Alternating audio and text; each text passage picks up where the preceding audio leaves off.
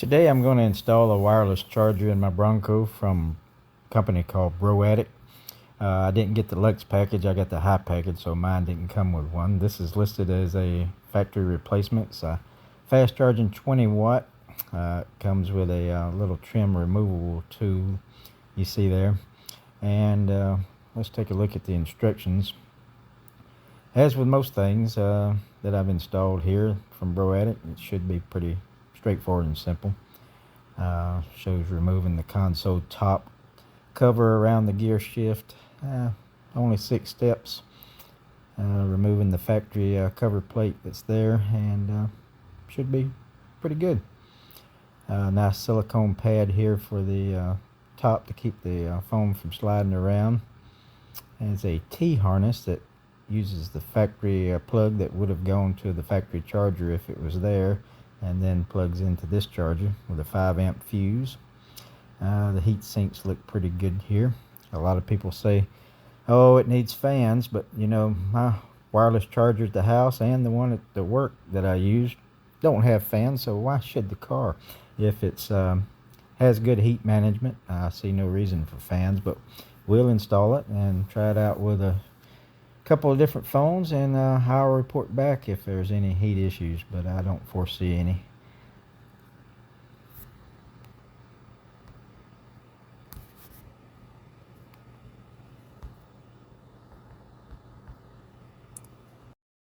Okay, let's take a closer look at the instructions here. First step is to remove the 2 bolts from the grab handle.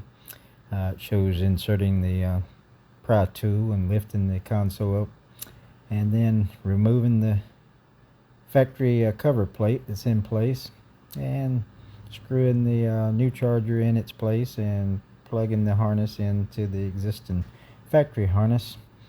And then it looks like put everything back and put the silicone cover over it. Hey, that looks simple, right? Let's get to it. The first step is to remove the factory grab handle on the console side, and it takes a standard T30 Torx bit. So we're just going to remove these bolts here. I found the easiest way to get the console to unsnap is to leverage those 2 bolt mounting pads and press up just enough to get you a gap started at the bottom. Then you could stick their tool in that gap there and pull up, and you'll hear the clips unsnap. But the console is not going to move too much because it's still attached at the rear. You just want to unsnap these several clips on the side, and then we'll grab it from the rear at the armrest console and pull up from there, and you'll see here it just pops up pretty good. There is one cable that goes to the goat mode switch. It's easy, just reach under there and unsnap that small cable. But the console is not going to come up until we put it in neutral, so we're going to start up the accessory circuit so we have power to remove the switch, make sure it's in park, move it back to the neutral or drive position, and the console, you'll want to wiggle it a little bit. It will come loose from the front, but it does take a little wiggling to get it out from under the air conditioner controls.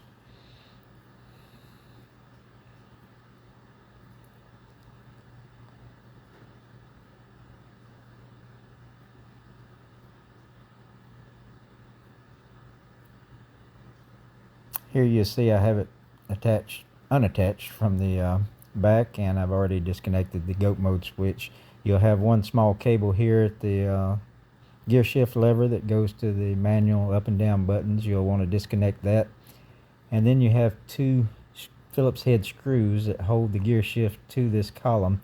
You'll see right here where I'm pointing. You'll want to remove those, and the gear shift should pull straight off. I have the perfect tool for that, which is a right angle DeWalt from Home Depot that you can attach to a driver, and that works really well to get in tight situations like that.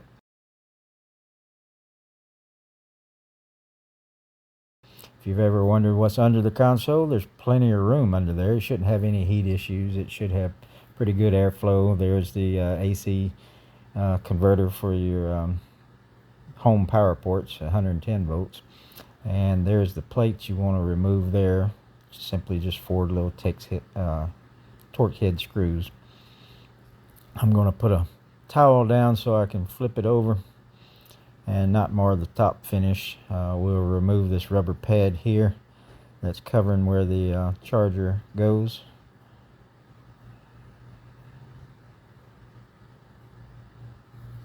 And yes, anytime I work on a Bronco, it draws blood. These plastic edges are sharp, so watch yourself.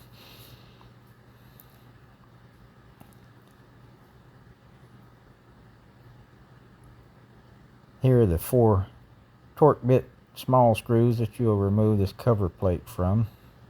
Let's see here. It is a T20. And we'll just put this into a hand driver and remove those real quick.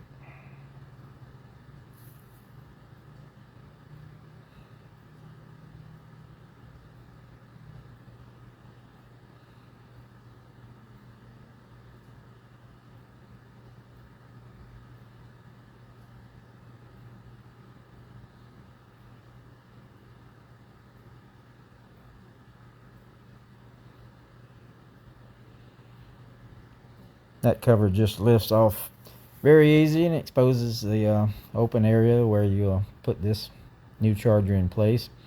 It'll only go one way. If you flip it around the other way, it won't quite line up with the holes. They're offset just a bit. So just make sure you got it lined up with the proper holes, and replace those 4 torque bits. And as far as that, you're done. We'll move on to the wiring after that.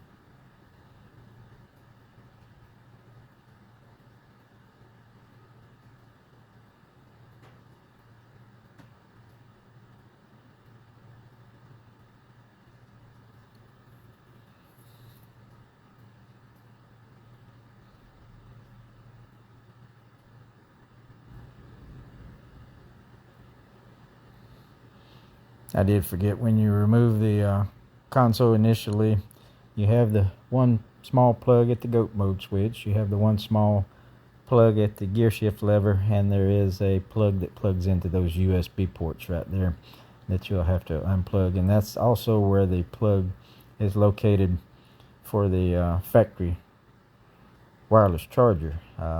If you don't have the factory wireless charger, that plug's still there. You just unplug it and remove the console top. I did put this silicone pad on upside down. I'll correct that later when I figure that out.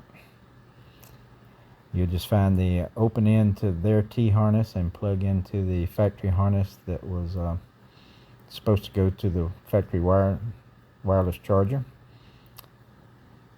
There, you see it there. The other end will go to the plug behind the USB ports.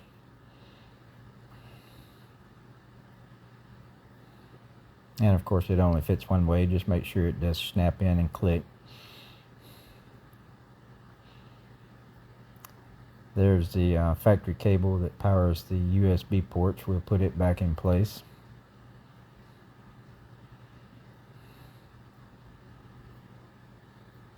And now it's just a matter of putting the car back in neutral, so the gear shifts straight up and down, and putting the console back in. And there I have the silicone pad in its proper orientation. I have a couple of old phones that I tried, this old Droid Turbo. You'll see that it charges right off the bat.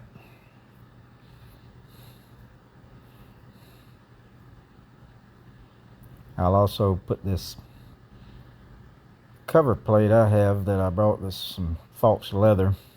So about 1/8 of an inch thick, so I wasn't sure if it had enough power to go through it, but it seems like it's going to charge okay.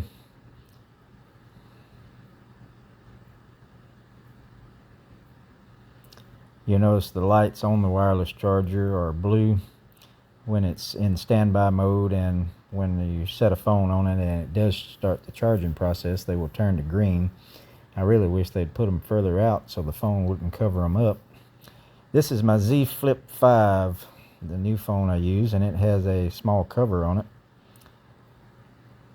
But it charges fine, and you'll see here I'll try it in a couple of different positions. So it is picky with that cover on the back. We're going to halfway fold it and sit it there, and you'll see that it goes into fast charging mode. You have to line up the charger with the back of the phone that has the charging antennas in it. Charges fine just about any way you put it in the folded mode. And we'll try it with this little false leather cover plate in. And it's a little pickier with that since I have the cover on my phone. It still charges fine when it's halfway folded. The antenna is obviously in the bottom part of my phone.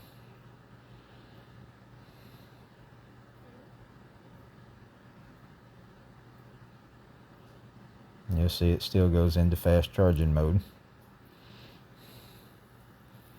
And when I fold it completely, that's where it gets a little tickier. It did charge earlier in that position, but I had to turn it sideways here to get it to charge for some reason. But it seems to be doing fine. And there you have it. I'll try it out with a few different phones. I borrowed my daughter's, and we're supposed to go on a small trip later, and I'll report back. But all in all, I think this is a pretty good deal. I'm happy so far. And as always, I appreciate you watching. We'll see you next time.